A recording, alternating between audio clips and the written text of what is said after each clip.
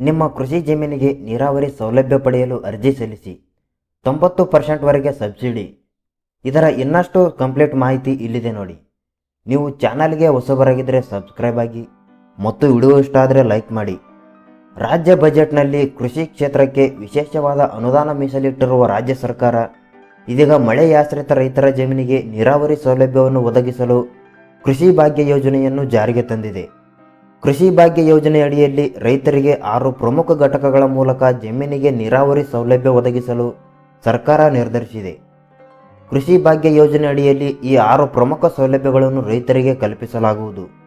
ಮೊದಲನೆಯದಾಗಿ ಕ್ಷೇತ್ರ ಬದು ನಿರ್ಮಾಣ, ಕೃಷಿ ಹೊಂಡ ನಿರ್ಮಾಣ, ನೀರು ಹಿಂಗದಂತೆ ಕೃಷಿ ಹೊಂಡಕ್ಕೆ ಪಾಲಿಥೀನ್ ಹೊದಿಕೆ, ಕೃಷಿ ಹೊಂಡಕ್ಕೆ ತಂತಿ ಬೇಲಿ ನಿರ್ಮಾಣ, ಕೃಷಿ ಹೊಂಡದಿಂದ ನೀರೆತ್ತಲು ಡೀಸೆಲ್ ಅಥವಾ ಸೋಲಾರ್ ಪಂಪ್ಸೆಟ್ ವಿತರಣೆ, ಹನಿ ನೀರಾವರಿ ಅಥವಾ ತುಂತುರು ನೀರಾವರಿ ಘಟಕ ಸ್ಥಾಪನೆ.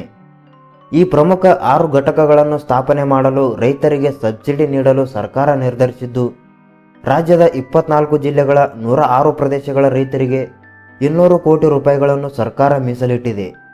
ಪ್ಯಾಕೇಜ್ ಮಾದರಿಯ ಕೃಷಿ ಭಾಗ್ಯ ಯೋಜನೆ. ಈ ಯೋಜನೆಯ ಅಡಿಯಲ್ಲಿ 6 ಪ್ರಮುಖ ಘಟಕಗಳ ಸ್ಥಾಪನೆಗೆ ಪ್ರತ್ಯೇಕ ಅರ್ಜಿಗಳನ್ನು ಸಲ್ಲಿಸಿ ಪ್ಯಾಕೇಜ್ ಮಾದರಿಯಲ್ಲಿ ರೈತರಿಗೆ ಇದರ ಪ್ರಯೋಜನ ನೀಡಲು ಸರ್ಕಾರ ಅರ್ಜಿ ಆಹ್ವಾನಿಸಿದೆ. ರಾಜ್ಯ ಸರ್ಕಾರ ಕೃಷಿ ಅಧಿಕಾರಿಗಳಿಗೆ ಈ ಯೋಜನೆಯ ಬಗ್ಗೆ ರೈತರಿಗೆ ಮಾಹಿತಿ ನೀಡಲು ಸೂಚಿಸಿದ್ದು, ರೈತರು ತಮ್ಮ ಜಮೀನುಗಳಿಗೆ ಕೃಷಿ ಭಾಗ್ಯ ಯೋಜನೆಯ ಘಟಕಗಳನ್ನು ಅಳವಡಿಸಿಕೊಳ್ಳುವುದರ ಮೂಲಕ ಉತ್ತಮವಾಗಿಸಿಕೊಳ್ಳಬಹುದು ಎಂದು ತಿಳಿಸಲಾಗಿದೆ. ಎಷ್ಟು ಸಿಗಲಿದೆ ಸಹಾಯಧನ?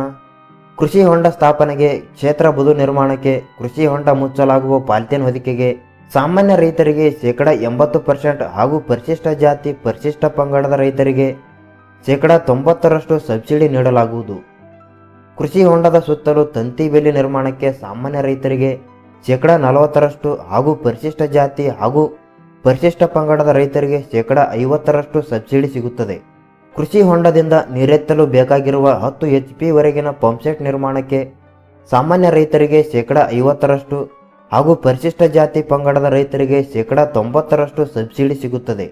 ತುಂತುರು ನೀರಾವರಿ ಹಾಗೂ ಹನಿ ನೀರಾವರಿ ಅಳವಡಿಸಿಕೊಳ್ಳಲು ಎಲ್ಲ ರೈತರಿಗೂ 90% ವರೆಗೆ ಸಬ್ಸಿಡಿ ಸಿಗುತ್ತದೆ.